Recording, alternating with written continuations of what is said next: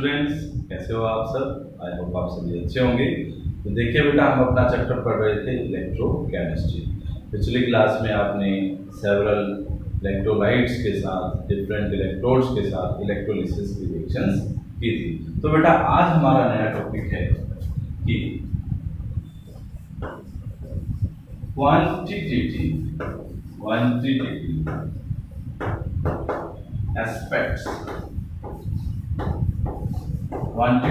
aspects of electrolysis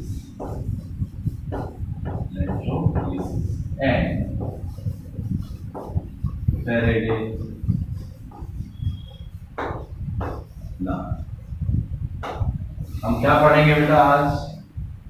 quantitative aspects of electrolysis and Faraday's law. तो quantitative aspects of electrolysis क्या है, इसके बारे में पढ़ते हैं। इसमें क्या होता है? The relationship between the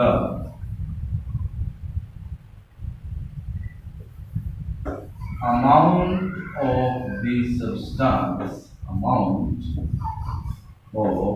the substance deposited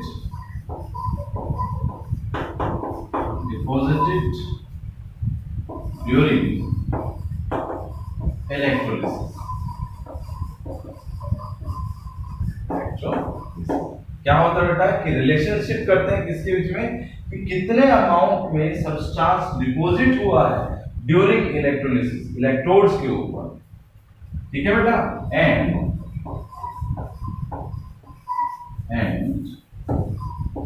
amount of past. क्या क्या रिलेशन किया बेटा आपने कि कितने अमाउंट में सब्सटेंस डिपॉजिट हुआ है इलेक्ट्रोड्स के ऊपर ड्यूरिंग इलेक्ट्रोलिसिस, और कितने अमाउंट में आपने करंट पास कराया है। ये सभी स्टडी किसने किया? Was study by Michael Faraday. किसने किया बेटा? माइकल फैराडे ने स्टडी की। और उन्होंने क्या कहा बेटा? he put forward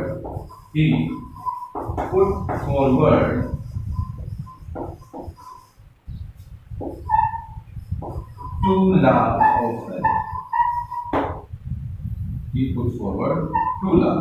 फैराडे के उन्होंने दो लॉ दिए। उन दो लॉज को क्या बोलते हैं? Faraday's law of electrolysis. तो यहाँ पर हम फर्स्ट लॉ करने जा रहे हैं कि फर्स्ट लॉ ऑफ फैराडे, किसका बेटा? इलेक्ट्रोलिसिस का। First law of Faraday. देखिए बेटा, यहां पर फर्स्ट लॉ की बात करते हैं। Faraday first law of electrolysis. Clear बेटा? फैराडे का फर्स्ट लॉ क्या कहता है?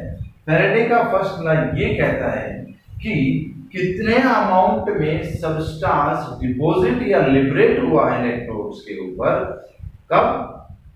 कि कितने अमाउंट में सब्सटेंस डिपॉजिट और लिबरेट हुआ है ड्यूरिंग इलेक्ट्रोलिसिस, वो किसके डायरेक्टली प्रोपोर्शनल है कि कितने अमाउंट में आपने इलेक्ट्रिसिटी अप्लाई की है, उसके डायरेक्टली प्रोपोर्शनल। क्लियर बेटा? तो लिखते हैं यहाँ पर कि फैराडे फर्स्ट लॉ क्या कहता है कि the mass of the substance deposited or liberated on electrodes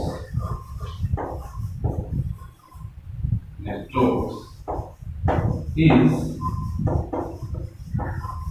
directly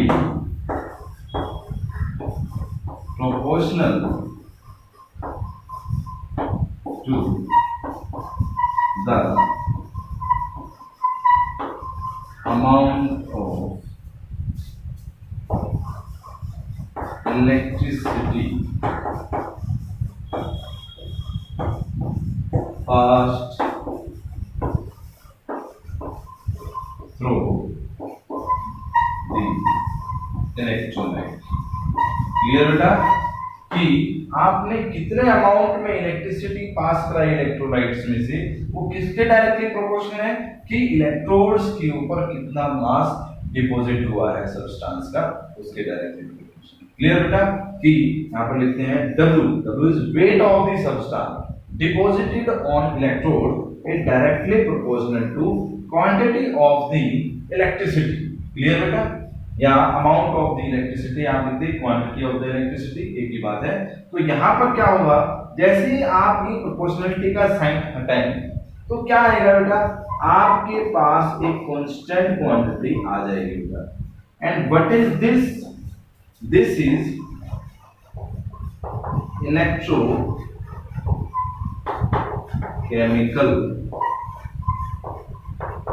equivalent. ये क्या है? इलेक्ट्रोकेमिकल इक्विवेलेंट है। यहां पर देखिए आपको पता है कि क्यू क्या होता है, I into T। तो क्यू की वैल्यू आप यहां पर सब्स्टिट्यूट करेंगे इस इक्वेशन के अंदर, इक्वेशन 1 मान लेते हैं इसको, तो आपके पास वैल्यू आ जाएगी कि ZIT होता है। क्लियर बेटा, तो ये जो फॉर्मूला है आगे हम न्यूमेरिकल्स में भी इसका यूज करेंगे, तो आपको इसको याद रखना है। क्लियर बेटा, तो ये क्या है आपका फैराडे फर्स्ट लॉ। यहां पर एक नई टर्म आ गई है बेटा, this is Z, it is electrochemical equivalent. ये क्या होता है इसको डिफाइन कर लेते हैं कि इलेक्ट्रोकेमिकल इक्विवेलेंट क्या होता है। देखिए बेटा, electrochemical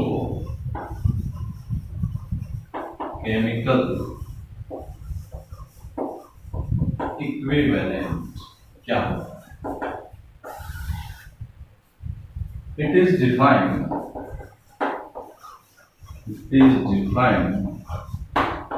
as the mass of the substance deposited when a current of 1 ampere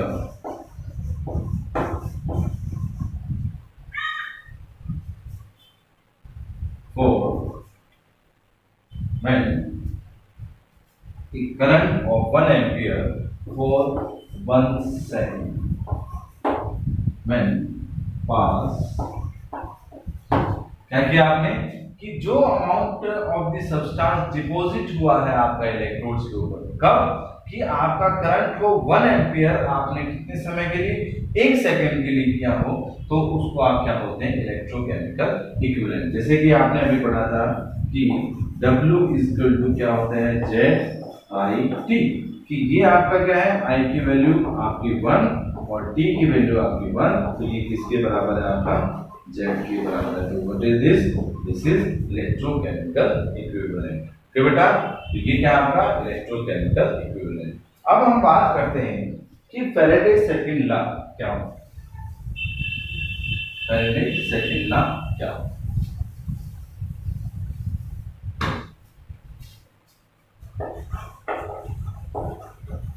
Faraday second law of electrolysis। Faraday second law of electrolysis क्या होता है कि इसमें क्या होता है, when we apply same amount of electricity, when we apply same amount of electricity is passed through the different solution of electrolytes। ये क्या होता है कि आप सेम अमाउंट में इलेक्ट्रिसिटी पास कराइए डिफरेंट सॉल्यूशन ऑफ इलेक्ट्रोलाइट्स के अंदर से, तब क्या होगा, when mass of the substance is directly proportional to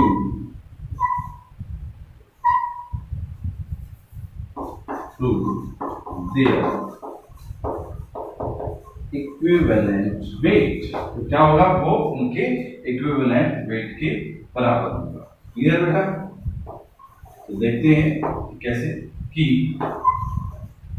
यहां पर लिखते हैं हम weight of the edge deposited किसके बराबर होगा बेटा, इक्विवेलेंट वेट ऑफ एज के बराबर। क्लियर? इसी तरीके से आप बात कर लेते हैं कि wait of the copper deposited इसकी है बेटा इक्विवेलेंट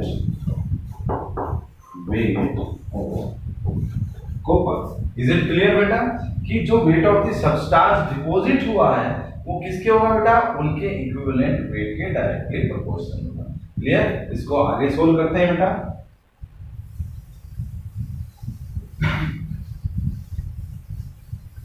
तो देखिए आपके पास दो सॉल्यूशंस हैं, दो इलेक्ट्रोलाइट्स। तो देखिए एक का वेट है W1, वो किसके डायरेक्टली प्रोपोर्शनल है बेटा, किसके डायरेक्टली प्रोपोर्शनल है, इक्विवेलेंट वेट के बराबर है उसके। ओके, अगर यहां पर हम बात करते हैं कि दूसरा सॉल्यूशन आपका, उसका जो वेट है जो डिपॉजिट हुआ है इलेक्ट्रोड्स के ऊपर, वो उनके इक्विवेलेंट वेट के बराबर होगा। तो उसको आप ऐसे लिख सकते हैं।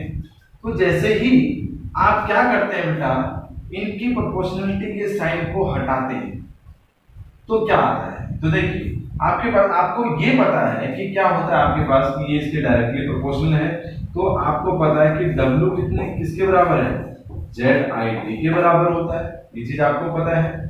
इसी तरीके से आपको यहाँ भी लिख सकते हैं, यहाँ पर 1 के लिए है तो ये 1 के लिए है, ये आपका W2 है तो आप यहाँ पर लिख देंगे I2। तो ये चीज है।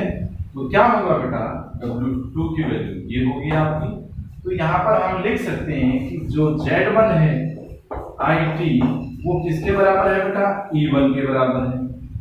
और हम बात करें कि Z2 IT किसके बराबर है आपका, E2 के बराबर है।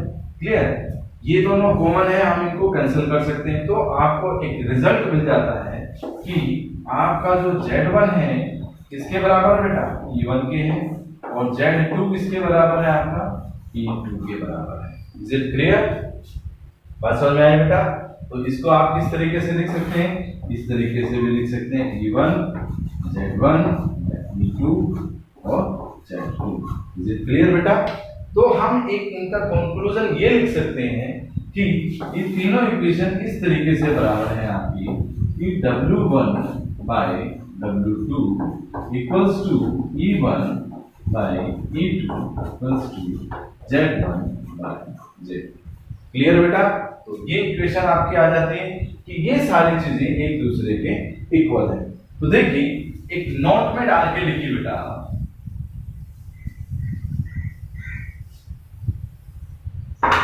नोट में डाल के लिखिए, नोट में कि E आपका किसके डायरेक्टली प्रोपोर्शनल है बेटा, Z। E किसके डायरेक्टली प्रोपोर्शनल है आपका, Z के डायरेक्टली प्रोपोर्शनल। और जैसे ही आप डायरेक्टली प्रोपोर्शनलिटी के साइन को हटाते हैं आपके पास एक कांस्टेंट क्वांटिटी आ जाती है बेटा, what that is F. F is what, F क्या है बेटा, this is F is Faraday constant. ये क्या है, फैराडे कांस्टेंट। क्या है आपका, फैराडे कांस्टेंट है। जो ये फैराडे है एफ, इसका मतलब ये होता है कि एफ का मतलब ये होता है means charge on 1 mole of electrons, कि आपकी 1 मोल इलेक्ट्रॉन्स के ऊपर कितना चार्ज होता है, वो अप्रोक्सीमेटली आपका कितना होता है बेटा, कि 1F आपका किसके बराबर है, इस तरीके से आप देख सकते हैं, इसकी 6.022 into 10 raised to power 23। हम मल्टीप्लाई करेंगे, चार्ज कितना होता है इलेक्ट्रॉन के ऊपर, 1.6 into 10 raised to power -19। इनको आप मल्टीप्लाई करेंगे, आपके पास एक वैल्यू आएगी 96488.5। क्लियर बेटा, तो इसको आप इक्विवेलेंट मान लेते हैं किसको, 96,500। तो 1 फैराडे आप पाएंगे कि 1 फैराडे किसके इक्वल है बेटा, 96,500 के बराबर है। इज इट क्लियर बेटा। इसके बेसिस पे आपके काफी न्यूमेरिकल आने वाले हैं। नेक्स्ट क्लास में हम इनके बेसिस पे फैराडे फर्स्ट लॉ और फैराडे सेकंड लॉ के बेसिस पे हम क्या करेंगे, न्यूमेरिकल करते हैं। आशा करते हैं आपको फैराडे फर्स्ट लॉ और फैराडे सेकंड लॉ अच्छे से समझ में आया होगा, और क्वांटिटेटिव एस्पेक्ट ऑफ इलेक्ट्रोलिसिस भी अच्छे से समझ में आया।